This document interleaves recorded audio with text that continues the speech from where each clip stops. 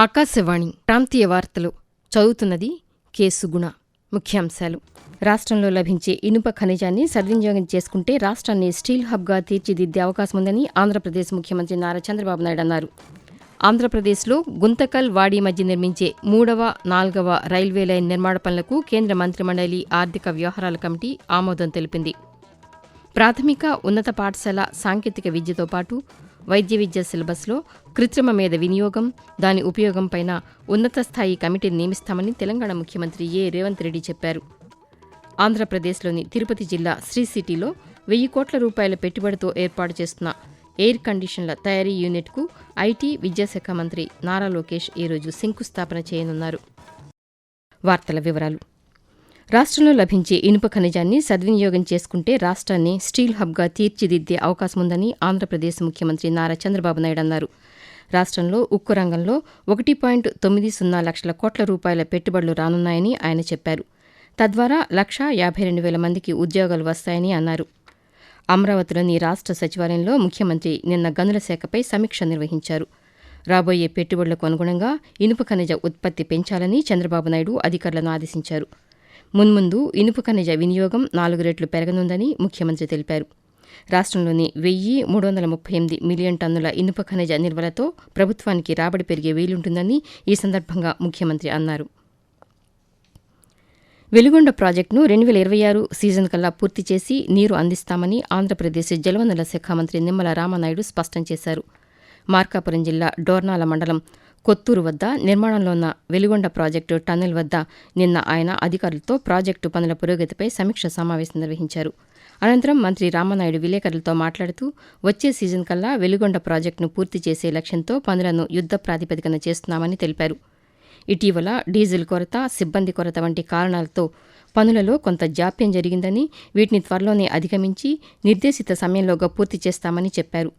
Project పురోగతిపై ముఖ్యమంత్రి వారం స్వయంగా సమీక్ష సమావేశాలు నిర్వహిస్తున్నారని, తాను 15 రోజులకు ఒకసారి ప్రాజెక్టును క్షేత్రస్థాయిలో సందర్శిస్తూ అధికారులతో సమన్వయం చేస్తూ పనులను వేగవంతం చేయిస్తున్నానని తెలిపారు. ఆంధ్రప్రదేశ్లో గుంతకల్, వాడి మధ్య నిర్మించే 3వ, 4వ రైల్వే లైన్ నిర్మాణ పనులకు కేంద్ర మంత్రిమండలి ఆర్థిక వ్యవహారాల కమిటీ ఆమోదం తెలిపింది. ప్రధానమంత్రి నరేంద్ర మోదీ అధ్యక్షతన నిన్న ఢిల్లీలో సమావేశమైన కమిటీ రైల్వే మంత్రిత్వ శాఖ పరిధిలో 23,437 కోట్ల రూపాయలతో చేపట్టే 3 ప్రాజెక్టులకు ఆమోదం తెలిపింది.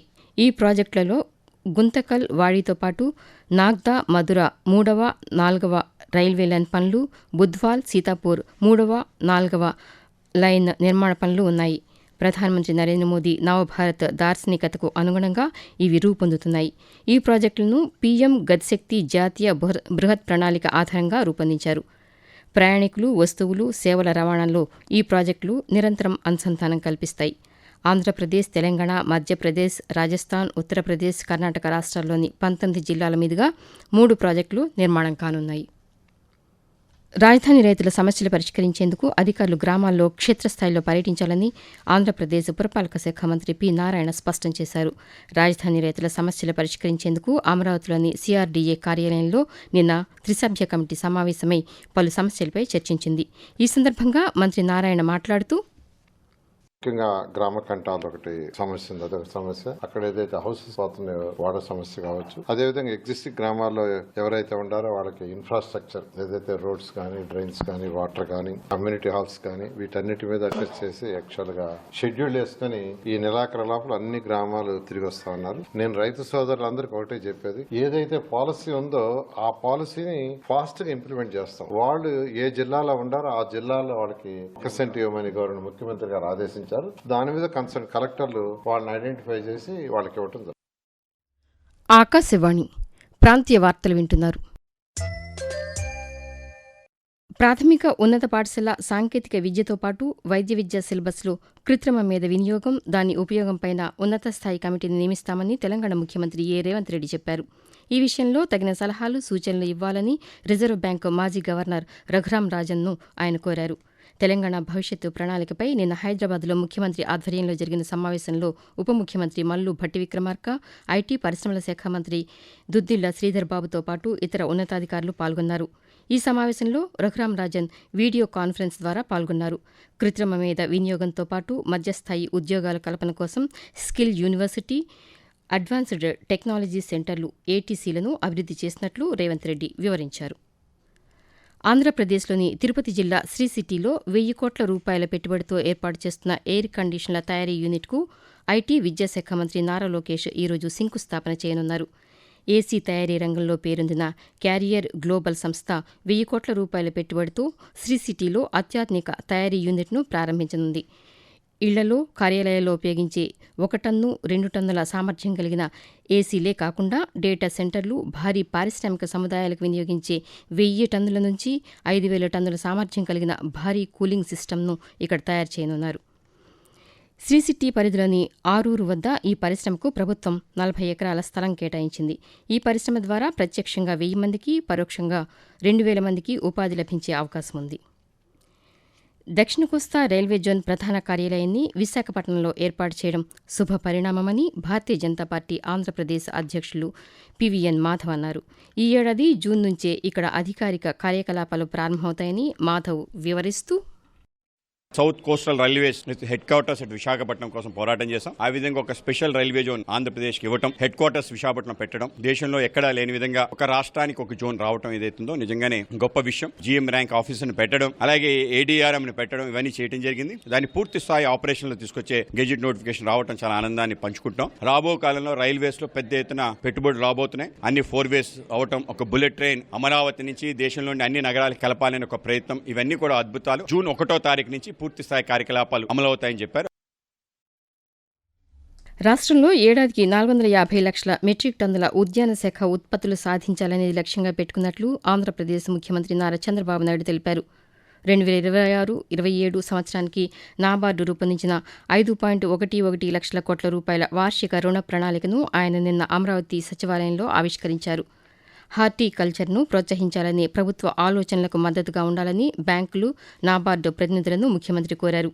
ఈ సందర్భంగా హార్టికల్చర్లో ప్రభుత్వ లక్ష్యాలను ముఖ్యమంత్రి వారికి వివరించారు. రాష్ట్ర ఆర్థిక ప్రగతిలో వ్యవసాయం, అందులోనూ హార్టికల్చర్, ఆక్వాకల్చర్ కీలక పాత్ర పోషిస్తున్నాయని చంద్రబాబు నాయుడు అన్నారు. దీనికి అవసరమైన పూర్తి సహకారాన్ని బ్యాంకులు, నాబార్డు అందించాలని ముఖ్యమంత్రి కోరారు. వాతావరణం.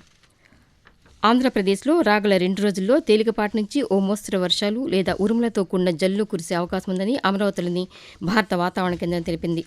రాష్ట్రంలోని ప్రస్తుత పరిస్థితిని వాతావరణ కేంద్రం అధికారి ఎల్ నారాయణ వివరిస్తూ, ఉత్తర కోస్తా ఆంధ్రప్రదేశ్ యానంలో ఈరోజు తేలికపాటి నుండి మోస్తారు వర్షాలు లేదా ఉరుములతో కూడిన జల్లులు కొన్ని చోట్ల కురిసే అవకాశం ఉంది. ఉరుములతో కూడిన మెరుపులు మరియు ఎదురుగాలులు గంటకు 40 నుంచి 50 కిలోమీటర్ల వేగంతో వీచే అవకాశం ఉంది. ఇక దక్షిణ కోస్తా ఆంధ్రప్రదేశ్లో ఈరోజు తేలికపాటి నుండి మోస్తారు వర్షాలు లేదా ఉరుములతో కూడిన జల్లులు 1 లేదా 2 చోట్ల కురిసే అవకాశం ఉంది. ఉరుములతో కూడిన మెరుపులు మరియు ఎదురుగాలులు గంటకు 40 నుంచి 50 కిలోమీటర్ల వేగంతో వీచే అవకాశం ఉంది.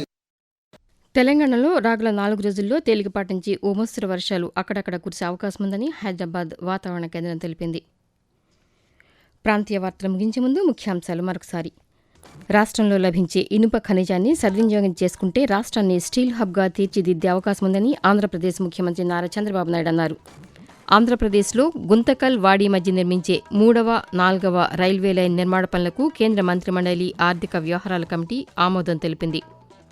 ప్రాథమిక, ఉన్నత పాఠశాల సాంకేతిక విద్యతో పాటు వైద్య విద్య సిలబస్లో కృత్రిమ మేధ వినియోగం, దాని ఉపయోగంపైన ఉన్నత స్థాయి కమిటీని నియమిస్తామని తెలంగాణ ముఖ్యమంత్రి రేవంత్ రెడ్డి చెప్పారు. ఆంధ్రప్రదేశ్లోని తిరుపతి జిల్లా శ్రీ సిటీలో 1,000 కోట్ల రూపాయల పెట్టుబడితో ఏర్పాటు చేస్తున్న ఎయిర్ కండిషన్ల తయారీ యూనిట్కు ఐటీ విద్యాశాఖ మంత్రి నారా లోకేష్ ఈరోజు శంకుస్థాపన చేయనున్నారు. ప్రాంతీయ వార్తలు ఇంతటితో సమాప్తం.